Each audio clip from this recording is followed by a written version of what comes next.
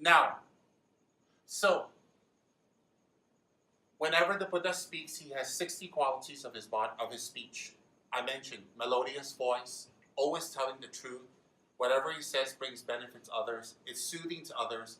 It's heard in whatever language you like. It's heard at your level. It's heard at your understanding. And you can hear it far and near in any language.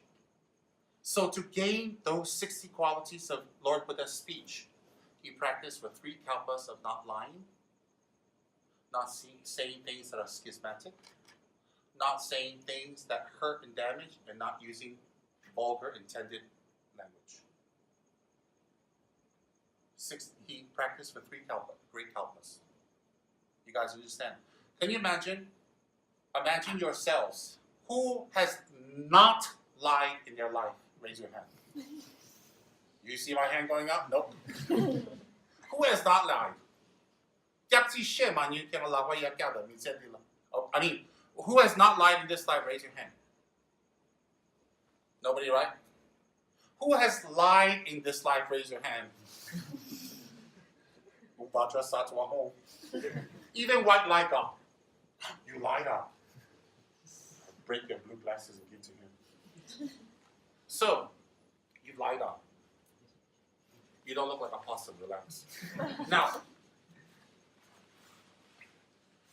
imagine not lying for your whole life, never saying one untruth. A person who doesn't lie, how does it feel to be around that person? Does it feel good?